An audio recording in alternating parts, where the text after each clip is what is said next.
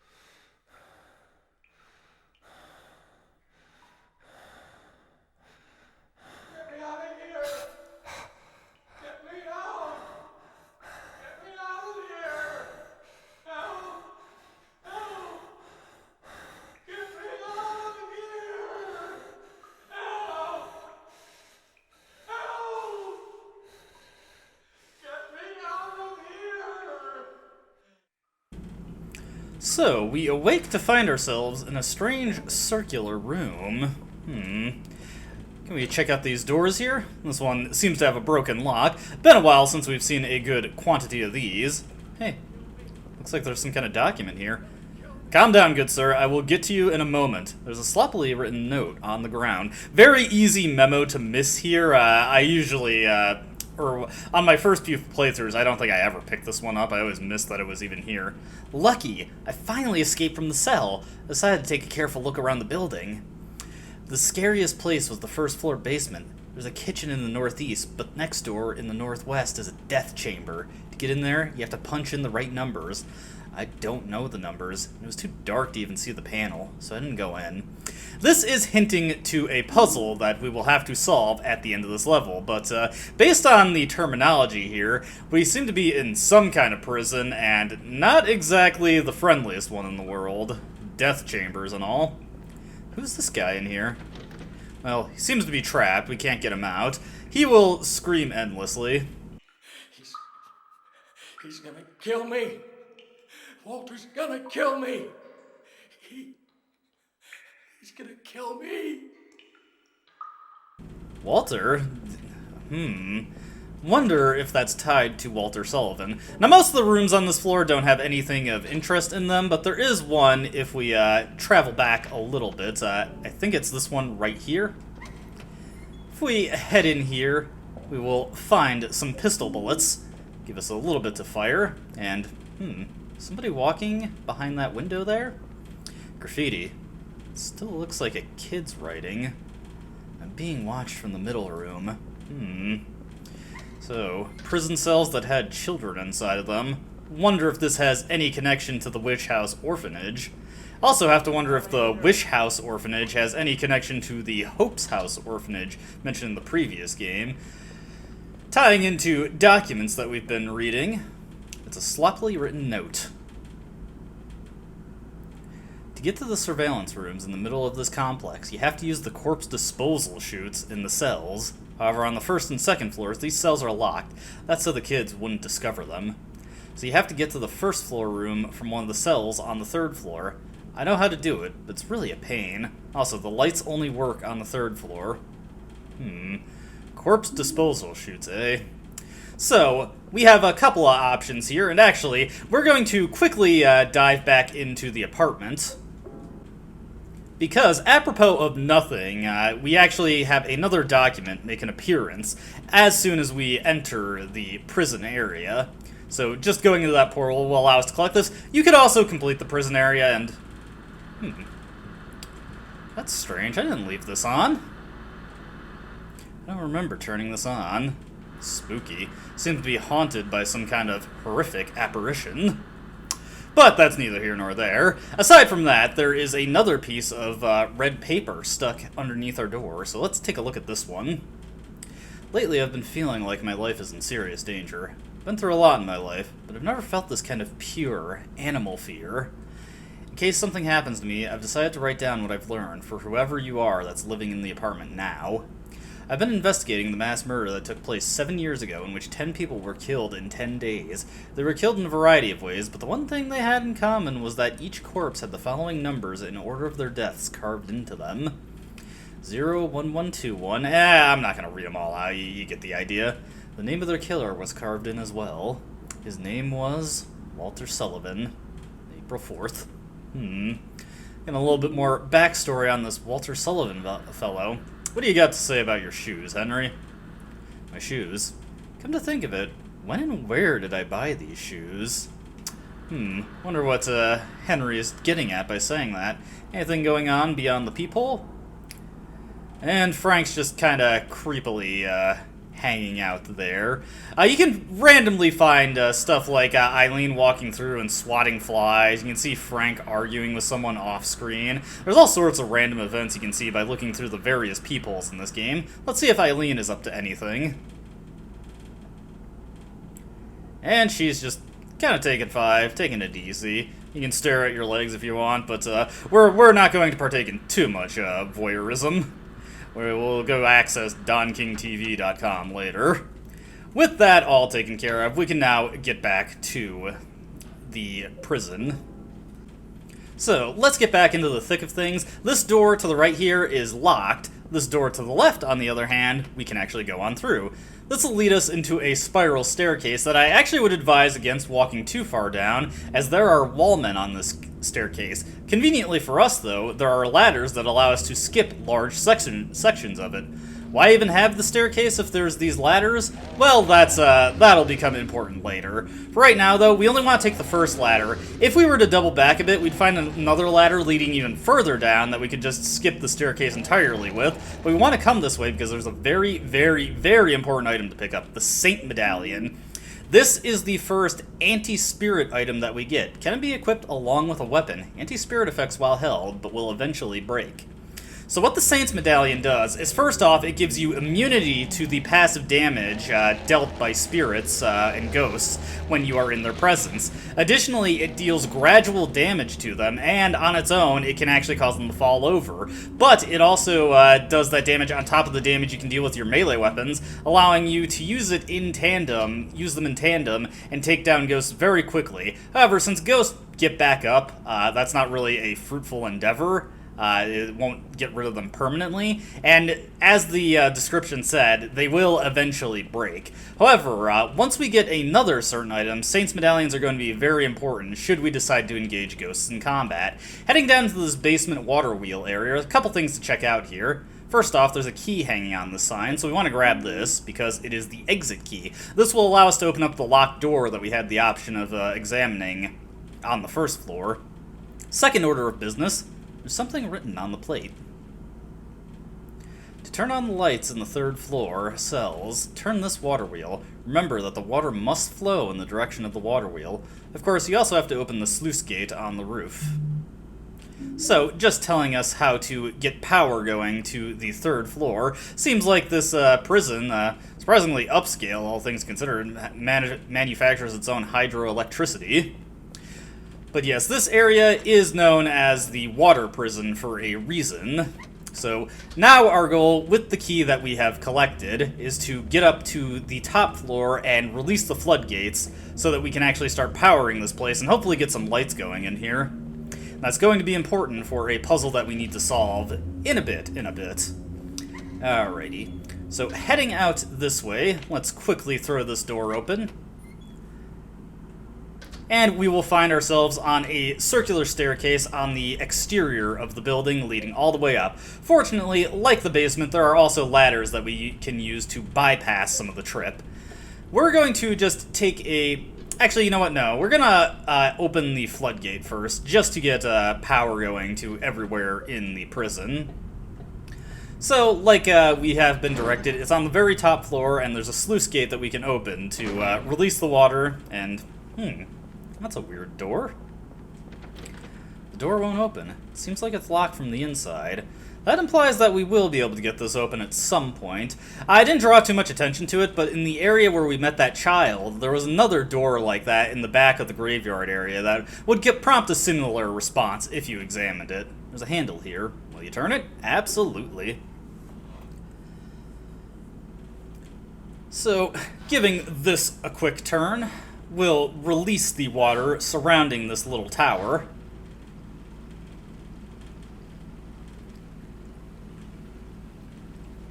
And in theory, this should get the lights back up and running. Actually, a surprisingly elaborate setup for a place that is strongly implied at this point to have incarcerated and tortured children. But only the best, right? You gotta have the best equipment for that kind of job. Alright, so now we're going to check out the second floor. Second floor is completely optional to look at. There really isn't anything here that is worth grabbing. There's a couple of notes that you can get, but otherwise it's just kind of an interstitial floor. Here we've got our a new type of enemy, toadstools. Despite their rather unimposing looks, as you can see, they give pretty ferocious roars. Also, we have tremors here, giant leech slug hybrid enemies that explode on contact and deal a small amount of damage to Henry, but are otherwise not too effective. The notable thing about these enemies, the toadstools and the tremors, is that they still count as a kill, even though they are ridiculously easy to defeat. What's all this junk here? Don't know if there's a note in here. Some of these cells do have little notes that flesh out some of the horrors that went on this place. As you can probably imagine, a lot of the stuff that happened in here isn't exactly on the up and up based on what we've been seeing. Here we go. I think this is it. There's something written on paper. Still looks like a kid's writing. I peed in my pants. I gotta watch them so nobody finds out. Oh, I just saw a shadow. I think someone saw me. Kinda horrifying to think about, honestly. Perhaps men are the real monsters. I don't think that's the message this game is going for, but there is endless potential for cruelty in this world, don't you think? Makes you think, doesn't it? Okay, we're getting off topic here. Anyways, the third floor has a bunch of things to take note of. First off, if we head into a room like this, we will find the corpse disposal chutes. Now, we do actually need to start jumping down those all willy-nilly to actually start making progress. But you've probably noticed that we've got... Oh, hello. We've got a new enemy here. This is the Twin Victim. The Twin Victims attack you, as you can see, by doing a variety of slaps towards you. They can also do E-Honda-style flying headbutts.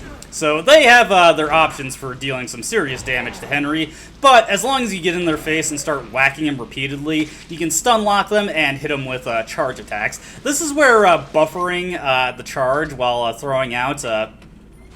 swings in between is a really important technique. It allows you to stun lock enemies and then pop off a charge attack immediately once you once the meter is full. There's something written on the paper. Now it will look like I'm sleeping. Huh? Are those footsteps? I wonder if they saw me. This little note referring to the outfit the kid placed on the bed here. Not exactly the greatest attempt at mixed direction, but who am I to judge a child's machinations? This room has actually something important in it. It has 2 wall men, which, oh no, not good. This one's a little tricky to get just right, because Henry's targeting sometimes prioritizes the wrong wall man. So let's, get him to throw out some swings there, and just get a chance to knock him out. And grab the pistol bullets unmolested. There's graffiti here. Still looks like a kid's writing. I want to hide, but I can't hide. There's one more thing of note on this particular floor that we need to check out. There is a memo that we need to get. Let's take this thing out just so it's not causing us any problems. Tremors can be a little annoying at times. As you can see, I got tagged by one there. Oh, whoa. Taking some damage here. Okay, let's back up here. Whoop. Okay. And hit him with that. There we go. For the record, twin victims, they take 7 pistol bullets to take down formally, so quite a bit more durable than enemies that we've had to deal with up to this point. A lot more punishment they can take than sniffer dogs, but also, on the brighter side of things, they're a lot easier to approach than sniffer dogs. Now, this is the last room we actually need to investigate before we start jumping down the corpse disposal chutes. It's a diary.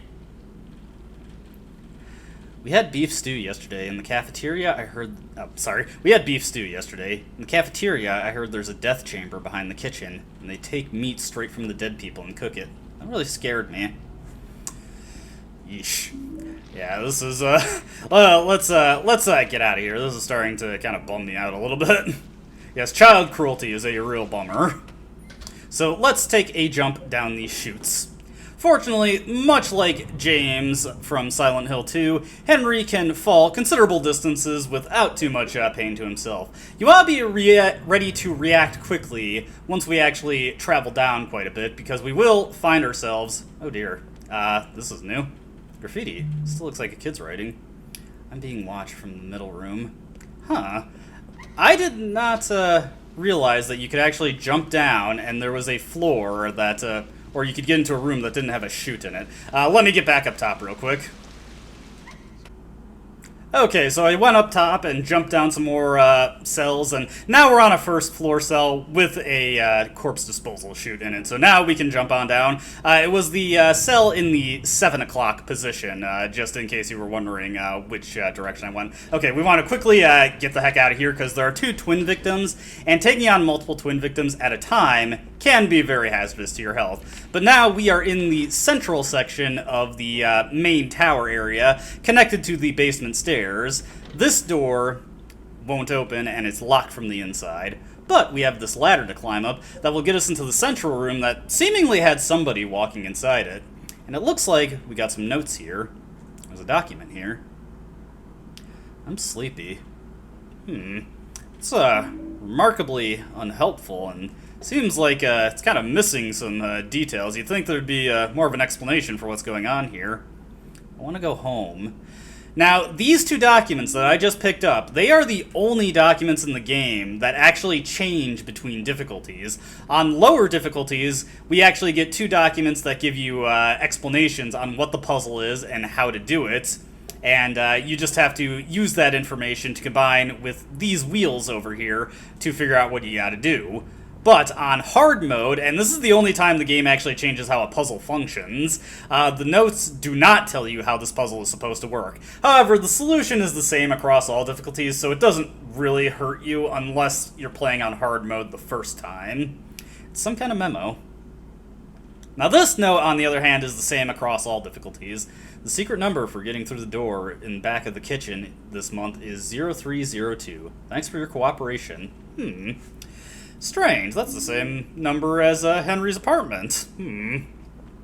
Now, to solve this puzzle, what you have to do is, there's 2 things you need to aim for. First off, we need to line up chutes across all the floors so that lights are shining through the chutes and connect to the floors at the bottom. And we also need to get into a hole that will get us into the kitchen.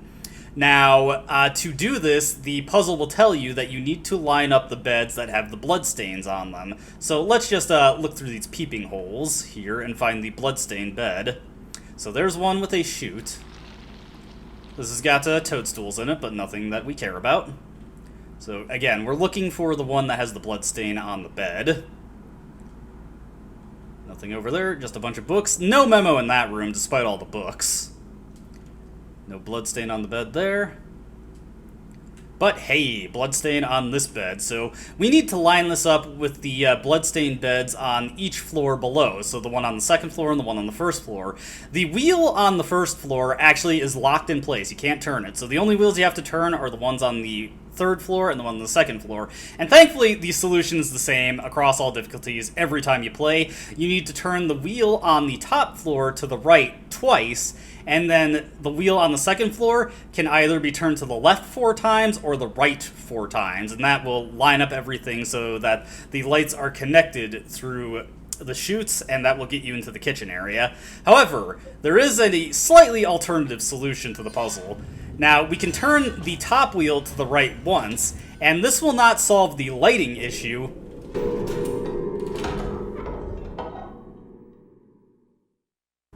Looks like that man has been freed. This will not solve the lighting issue, but it will allow us to get into the kitchen area, and it will allow us to get into a specific cell with a chute in it that has an item waiting for us.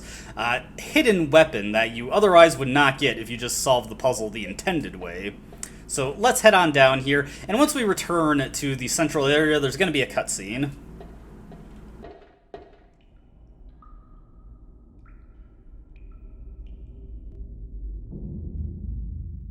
Making it make standing anymore. When they stay in there, I can't make me inside. Take me inside. Make me stay in there. God, please. Come on, let me out of here. So I didn't die in here. Make me stay in there, Walt. Walter, I'm telling you, tell. Walk away.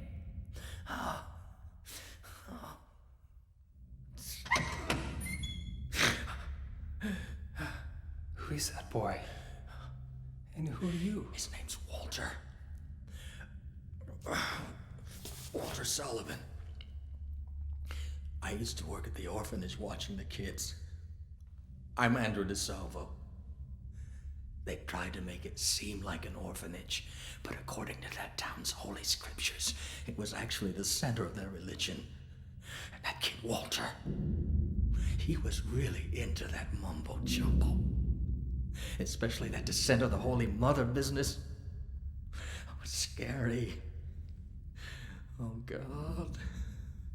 Oh my God. Oh, my God. Oh, my God.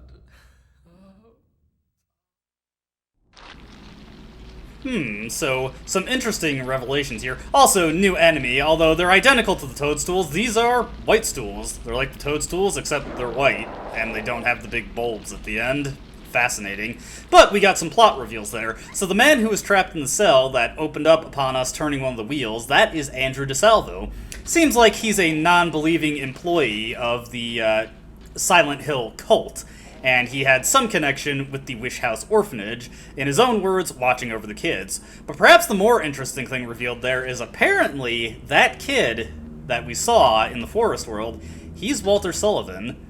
That doesn't really track, though, because Walter Sullivan's a notorious serial killer. I sincerely doubt that kid was capable of 10 murders, especially considering that happened years ago. Like, even if he's much older than he looks, he'd still be a toddler when that happened, right? I don't know, something about this does not add up. But then again, can we really expect anything in the situation that we found ourselves in to make complete sense? Anyways, the cell that we want to get into is in around the 4 o'clock position, so I believe it's this one that we want to jump into. And fortunately, our prize will be on the 2nd floor, so let's jump on into this one. And fortunately, you can skip the jumping cutscene. And yes, here is our reward. This is the stun gun. Much like the one in Silent Hill 4, you just walk up to the enemy, you have very short range, but you zap them, and ideally, they're gonna fall over. Unlike Silent Hill 3, this stun gun does not take any ammunition, and more importantly, against the things that it's good against, it actually works perfectly consistently. It'll always knock them over. And there is actually an enemy that we'll encounter en masse in the next area, very vulnerable to the stun gun. Now, we find ourselves... could not see those things. We find ourselves in the cafeteria area, and we can head into the kitchen area now. find some more white stools here. Just quickly take these things out of their way. These things do not deal terribly huge damage to you, but obviously it adds up, and I took quite a bit of damage fighting the twin victims earlier, so definitely want to err on the side of caution. So if we head to this door here, there's a plate on the door. Remove the plate. Alright. Get the watchfulness placard. But if we try to advance any further, it's dark and I can't see the buttons. Oh, come on, Henry. Can't you hazard a guess? But yes, much like the silly soup can puzzle in Silent Hill 2, not even really a puzzle, Henry refuses to bumble around in the dark, meaning we must get a light source going here. Also, that was unfortunate. I took some damage there. Now, fortunately, the door to the kitchen is now unlocked, so we can, or the cafeteria rather, so we can head back up. Now we just have to spin the wheels to get them lined up and get the lights going down. So first, let's head to the top floor and just quickly spin the wheel around into the position we needed to. Since we already turned it to the right one time, we will turn it to the right a second time and get that taken care of. And yes, you can also skip the wheel turning animation, so it goes by a little bit quicker than you might be thinking.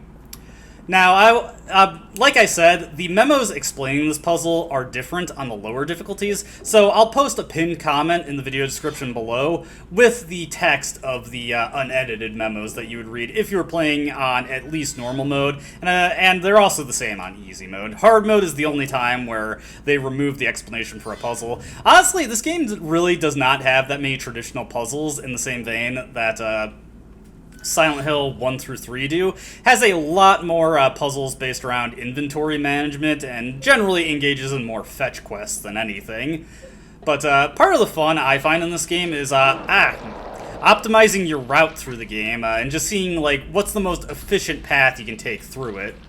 Yeah, unfortunately, these white stools do keep respawning. Thankfully, now that we've actually got some light in here, much better see where we're going.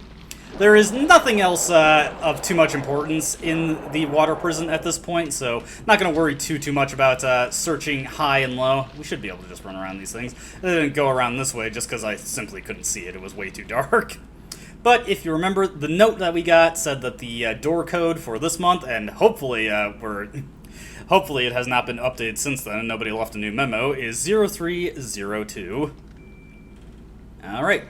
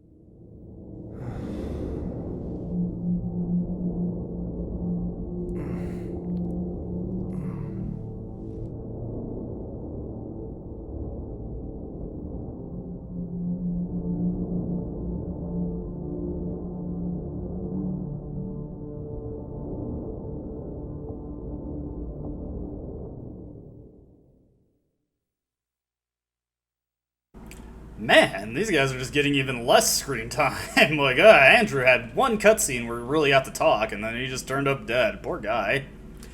Could that forest world have been somewhere on this photo of Silent Hill? Okay, so it doesn't look like that text is updated. I don't know if all the text is updated. Yeah, so it looks like Henry's still on his comments for Forest World at this moment. Now, if we head back into the main living room area, or rather the connecting hallway. Wait a second. You guys hear the shower? Well, we definitely didn't leave that on. Who could be using it?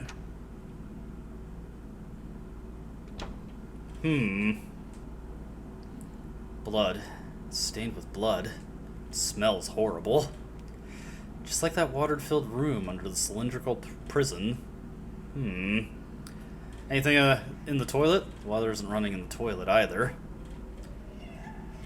And once again, the hole has enlarged, and the sounds coming from it are getting ever more disturbing. But we're going to leave that for right now, because it's actually very, very important that you leave the bathroom after that scene and actually come to the door here.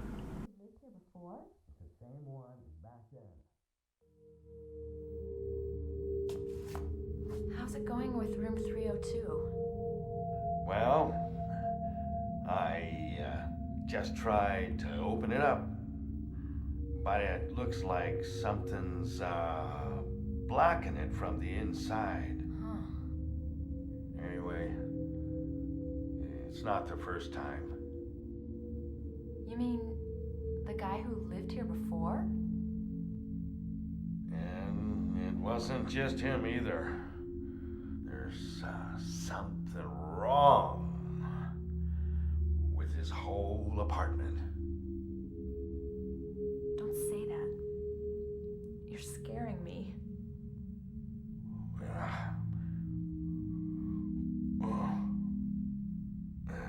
Well, anyway, I just slipped a note under his door. Don't worry about it too much. There are a lot of strange things in this world. The umbilical cord I keep in a box in my room. Lately it's started to smell terrible. Huh? Umbilical cord? Oh, well, I forget I said anything. But still. Those noises. Nice verbal backspace there, Frank. I can only imagine what that was about. I do think this game suffered, unfortunately, a bit of an animation downgrade from Silent Hill 3, but the visible confusion in Eileen's face at the umbilical cord line, I think they nailed that. But another victim, another handprint. Also, Frank happened to slip us a note under the door, so let's just take a look at that. Well, okay, first let's take a look at the scrap of red paper. Oh, no, it's stained with blood, and I can't read it.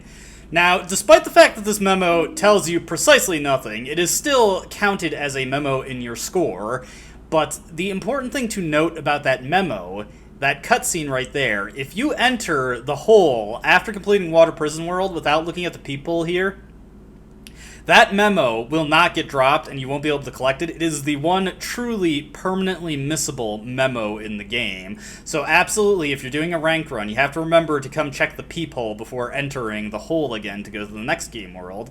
With that addressed, there's a scrap of actual red paper stuck here this time. I found something that's extremely effective against the ghost. It saved my life.